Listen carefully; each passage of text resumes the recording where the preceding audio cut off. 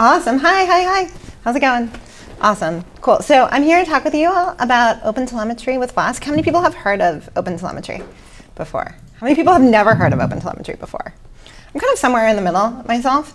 So my name is Jessica Garson. I am a developer advocate at Elastic. You can find me most places on the internet at Jessica Garson. You can find me on Mastodon at Jessica Garson at macaw.social. That's the former Twitter employees' Mastodon, which is always a good time. So I work at Elastic. How many people here have heard of Elastic before? Cool. We are a search analytics company. We are the company behind Elasticsearch, Kibana, Beats, Logstash, and a lot more. And our platform helps you take data from any source or any format, and you could search and analyze it in real time. And it provides solutions for application search, centralized logging, data analytics, real-time visualization, and more. And many companies that you know, such as Stack Overflow and GitHub, in some areas, and Uber, Lyft, and Tinder use it every day. If you want to follow along with me, code for today can be found in my GitHub repository. There is also some resources, talks, other things that just kind of inspired me, some podcasts on OpenTelemetry, just a lot of stuff in there. So everything I'll be doing today is in there, and the slides for today are in there as well, although the order is probably a little bit different. So yeah, yay for making last minute changes. So when I started Elastic, I heard everybody talking about OpenTelemetry. And I had contributed to a project in the past that used OpenTelemetry, but I didn't really know much more about it than it was basically a buzzword to me. And I was like, I want to know more, I want to learn more. And I couldn't really find that much on it, other than a very simple demo application that was basically just kind of a very simple rolling the dice kind of application. And I wanted something that was closer to a real application, but also I kind of had what I like to think of as a Goldilocks problem. I wanted something with more technical depth, but I also wanted something that was simple enough. And so tried to learn more about it. I asked a friend of ours that we all know very well, ChatGPT, to explain OpenTelemetry to me I was 5. And it made me believe that OpenTelemetry was basically a big box, or it was basically this magical person that friend, I guess, that would watch you draw and pick up and fix broken crayons. And that is not what OpenTelemetry is. I think you could describe it like that maybe, and maybe somebody has in the past, and that's where it came from. But that was not very helpful to me. So I'm hoping that you walk away from this talk with a strong understanding of what OpenTelemetry is and how to get started integrating it into your application. So the agenda is pretty simple. We're going to talk about observability fundamentals, also up until very recently, something that was a buzzword to me. We're going to talk about what is OpenTelemetry, why you use it, and talk a little and do a demo, very simple demo. And then we're going to talk about the state of adoption and talk about the next steps. So let's talk about observability fundamentals. How many people have heard about observability in the past? Cool. How many people here feel they could define it and talk about it in depth for a while? Yeah, that's what I thought. I was very similar as well. So observability helps you determine what's really happening inside of a system. How many people here have had this moment where you know something's going wrong with your application, but you don't know why? Okay, I've had this today, actually. So observability is the understanding of what is really happening to a system. And this gives you kind of a detailed picture of system performance, operations, potential issues. And it's about the why, not just the state that you are in. So David and I did not plan this, actually. We've never met until today. But this is a kitty. Not my kitty. I have 2 kitties. I am Poot. You're going to hear all about them. What do you all think is happening to this kitty? Just feel free to shout it out. Tired, yawning, belly rubs, I've heard in the past. Any other ideas? Waking up? Saying hello. Saying hello. Yeah, so there's a lot that we can infer from this picture. And so my cat, Aya, she always tries to tell me things. yesterday she tried to open up a window with her like teeny cat paws, and I was like, wait, what? Like, you can't open this window, like you don't have opposable thumbs, like what are you doing? She also like will meow at the water fountain. Since she doesn't speak English, this is how she could communicate with me. And this is similar to kind of like how I think about observability in general. So the external outputs of a system, such as error messages, system logs, and performance metrics, they act as hints that offer insights into the internal state of a system. So by studying outputs, you can actually gauge the health of a system, and therefore you can identify any discrepancies that may indicate underlying problems. So I like to think about it as just like, what's not happening as expected and why is that happening? So one key aspect of observability is the ability to quickly determine when something is not operating right. And this could be identified through anomalies in performance metrics, errors logged, unexpected outputs, and effective observability helps you pinpoint these issues promptly, minimizing downtime and operational disruption. And it goes beyond solving problems. How many people have had kind of the same bug come up over and over and over again? Or the same issue?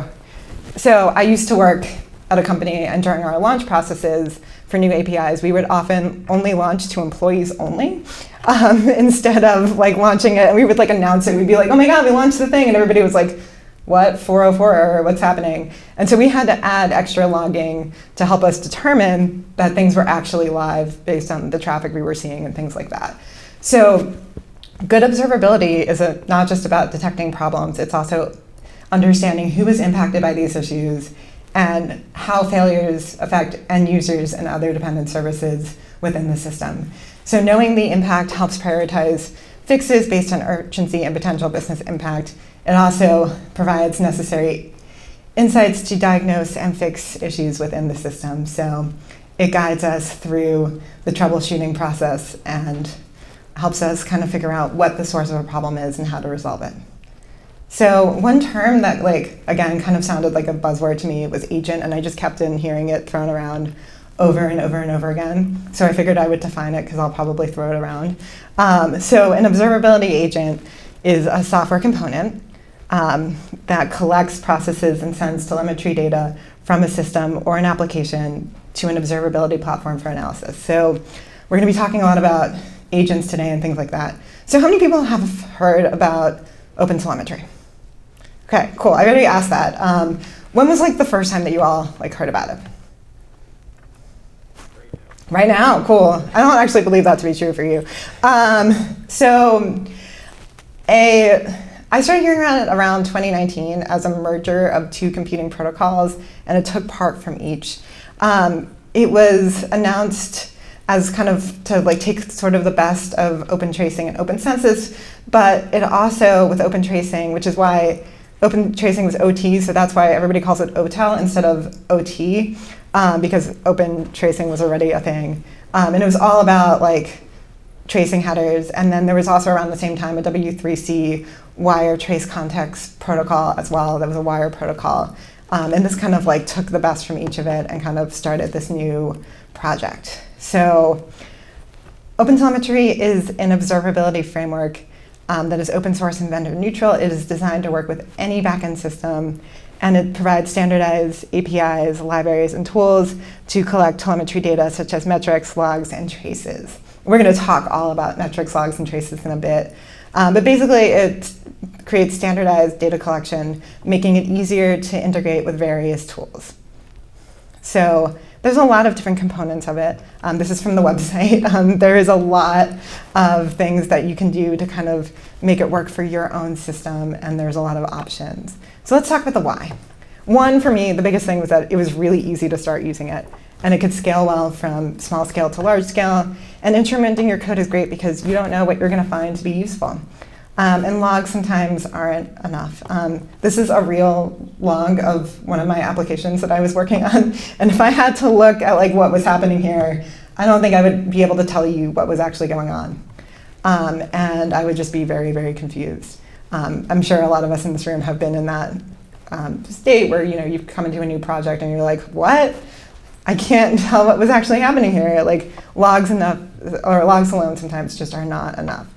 So many of us work with complex interconnected systems with lots of services, and they're distributed systems, and finding the root cause of issues and errors can be painful, hard to optimize, and finding issues could just be really hard. And OpenTelemetry enables a comprehensive view across the entire system, not just isolated parts. So it allows teams to understand the state of their system as a whole and monitoring everything from individual components to complete services.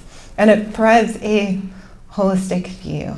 So how many of us have been here where you've used a tool and you thought it was like the tool that you're going to use forever? I know that I thought that I was going to use fog bugs in like 2010 forever, and I don't use that anymore. So, you know, I like to think about one of the things I think is really cool. It's designed to be future-proof. So traditionally, many monitoring tools were vendor-specific. So it limited their use to certain environments or technologies. However, with OpenTelemetry, the trend is shifting towards more open vendor-agnostic tools, and this offers us as developers greater flexibility to have compatibility across many different systems. And yeah, with OpenTelemetry, it is part of a broader move to adopt standards which provide unified community-driven APIs, libraries, and agents to collect telemetry data. So the idea is that as you shift towards new and different tools, you'll be able to monitor them in a comprehensive and robust manner. So let's talk a little bit about the benefits. You get some enhanced visibility into execution flow. You get some metrics into how users utilize services to pinpoint unnecessary ones. And you also get the ability to detect patterns such as peak usage. You can see where the spikes are, and that can aid in production planning as well. So logs I like to think of as like things that you print out. Logs are kind of records of events in a system, and they document operations such as errors and activities. A log for most of us was our first program. I remember like printing Hello World to the screen for the first time, being like, yeah, cool. But really, logs are anything that can have a timestamp. Metrics are aggregations and numbers. They are quantitative metrics that track the performance of a health of a system. Traces track the path of a interaction of a request through a system. They are events that have a start and a finish, and they tell you kind of where something is happening.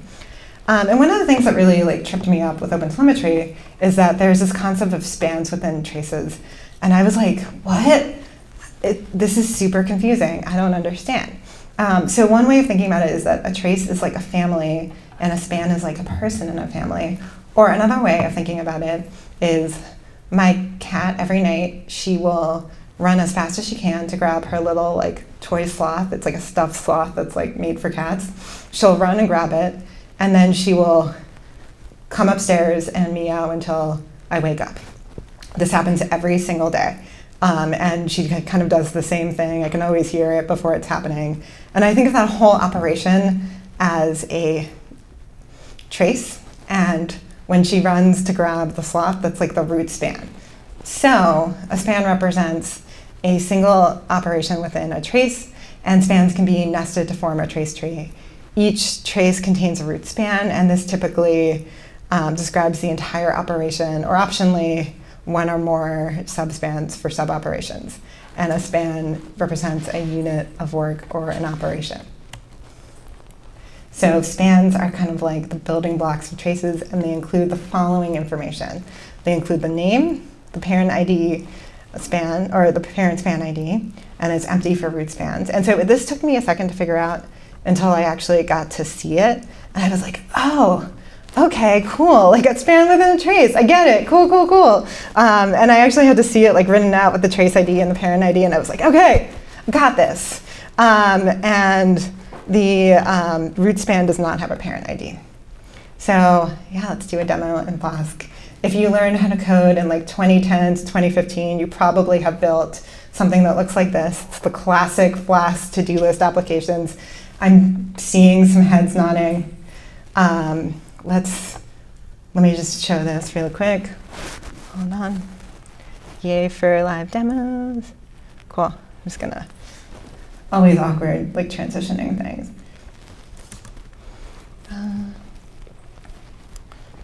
Yay. Yay for getting sweaty and nervous, and cool, cool, cool. Yay. All right, cool. Now you can see my app.py application. This is your very, very standard Hello World Flask app. We have in here kind of all of the basics of an app. We use SQL Alchemy. We define our class. We have kind of we have it so that it has a database model and a task for storing data. It has the SQL Alchemy that you initialize, and then from here it's just kind of very, very basic.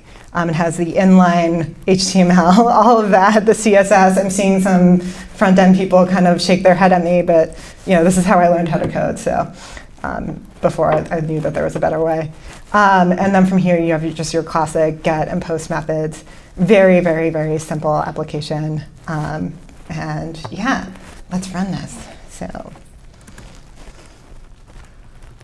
that's cool. I'm just going to have to do the dragging thing again, which is always awkward.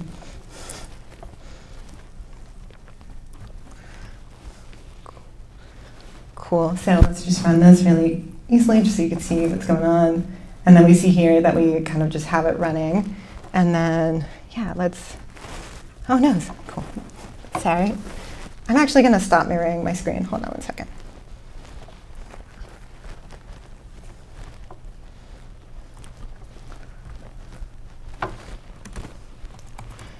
So how's everybody doing? Yeah, yay for, I'm going to start mirroring just because, I'll make it easier. So. Sorry for the technical difficulties.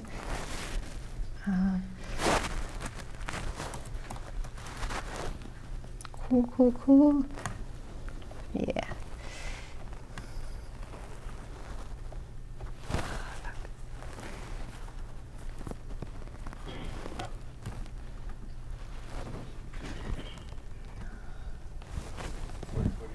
I think I'm just going to mirror. Yeah, I think. Yeah, mirror for. Yeah, okay, cool. Thanks everybody. I always feel so safe when I'm in a room full of developers because if something happens, I just feel very supported. So yeah, cool. Thanks, y'all. All right, cool. So let's actually now from here, let's go to port 8080. So cool. So now we see our to-do list application. Very, very simple. Hi. Sorry if that was awkward.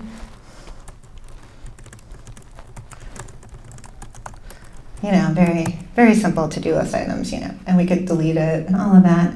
And then we can actually see within our terminal that everything is kind of running as planned. And then what we could do to just start instrumenting our application is that we can actually just run one line of code, which is super cool. And I'm going to explain what instrumenting is. It's just this.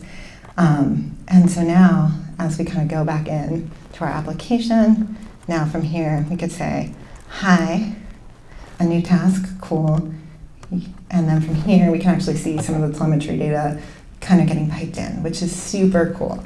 So now let's actually go back into the slides. So you just saw me instrument my app. And instrumenting refers to the process of adding new observability features to your application, such as telemetry data, traces, metrics, and logs. And the command line is just one way that you can instrument your application, but there's some other options, and they include serverless functions and Kubernetes. And to do this, all you have to do is pip install the OpenTelemetry distro, and then from here you could bootstrap. You could do this OpenTelemetry bootstrap to get everything else you need. And this was that one line of code that I ran. And what was really cool about that is I could get telemetry data right away.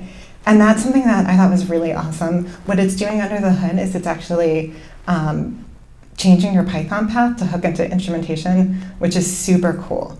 And so I thought that was really awesome. I was expecting to start getting telemetry data. I would have to do a ton of work. And I didn't really have to do that much. So I was like, oh, cool. This is great. I didn't have to add much more to it.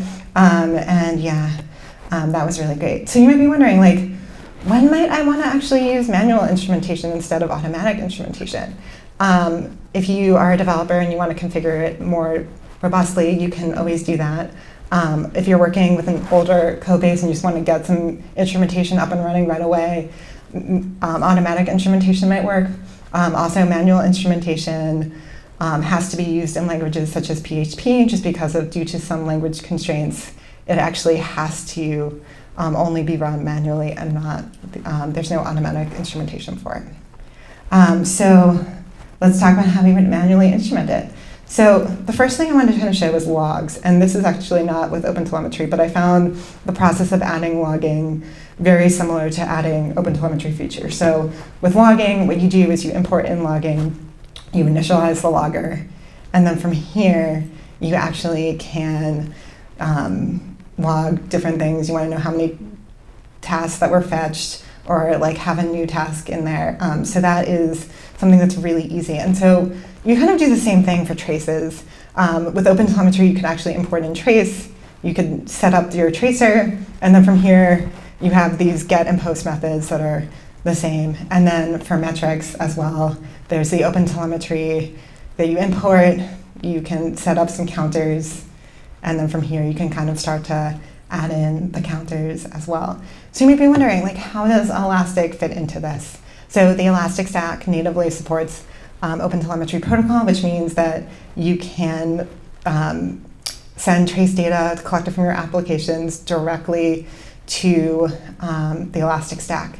And there's a couple of different ways to do this. I'm going to demo one, and there's code for another way in my GitHub repository. But you can get data from Elastic in, and then use the Elastic observability tools. But this is just one option. It's vendor neutral, as I mentioned, so you could actually send it to many different things if you wanted. You could send it to your own tools or combination of tools, and it allows for greater flexibility that way as well too. So let's actually set into a collector on Docker. A collector is a component that collects, processes, and exports telemetry data like metrics, logs, and traces, facilitating observability across different systems. So let's actually, I'm going to shut this down. Going to actually go into this one. We can start the Docker container. We get some like warnings at first, and then from here we can actually start piping this in. And now, if we go to our to-do list application, hi, how are you doing? We actually start to kind of get these in, and then we can start deleting, and then we can actually go into Elastic Cloud. And I have to, cool. I thought I was going to have to log in. We're still, yay. We'll come back to that in a second.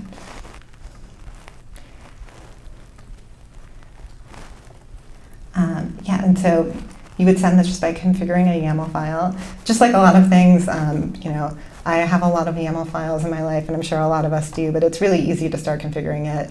You could just kind of set in the protocols that you want, the processors, and you just send your exporting endpoints to Elastics with your header, with your authentication headers, and you could get it sent in right now. And let's see if this is, okay, cool, it's slowly loading, yay. Live demos, always the best. I always refuse to do screenshots. I'm kind of crazy like that. I probably should, but I always like to have some component that is live in my system. And yeah, cool. Let's actually take a look from, let's do one day, and you would actually see everything in here. Cool. And we can actually update this. Oh wow. Cool. We can start to see some data coming through, and we actually see some of these requests in here. And then within services, now we see the OTel collector, yay. Okay, cool, now everything's working. Yay, so we kind of see all these adding and deleting tasks that are kind of coming through. Yeah, so to do this, you would have to pip install the OpenTelemetry exporter. And again, you just run the Docker container, and you set up the service name and all of that. And there's also another way to do this too. There's the Elastic APM OpenTelemetry bridge, which allows you to create Elastic APM transactions. And you'd want to use that if you're already using the existing Elastic APM agent and you want to start using OpenTelemetry features as well. And that will translate OpenTelemetry API calls to the Elastic APM calls. But again, If you're starting anew, you probably just want to do the collector that I just demoed. And this is a work in progress. It's a very young project. I looked at some old code, and it seemed like it was a lot harder to implement this in the past, and now it seems a lot easier. It's also, more people are starting to adopt it. I saw some hands come up that you're using it. More companies are starting to adopt it, but not every company has every piece of OpenTelemetry available at this very moment. And you can always take a look at the status. I have taken a look here a couple of times. As you can see here for Python, it is stable for traces, stable for metrics, and still experimental for longs. And I have a couple of closing thoughts, which is OpenTelemetry is an open source, vendor neutral observability framework. It's designed to integrate with any backend system. It is very easy to start interpreting your code. It's really just one line of code if you do the automatic implementation, and you don't have to actually add anything to your file. And it is highly configurable and extensible, so you can make it work for your own systems. And it scales well from large applications to small applications. And another kitty for good measure, but there are resources available on my GitHub, all the code that I demoed, everything like that, and the slides. And let me know if you want to talk about OpenTelemetry, or if this talk inspires you to build anything, or you're using OpenTelemetry, or really anything about Flask and OpenTelemetry. Thanks, y'all.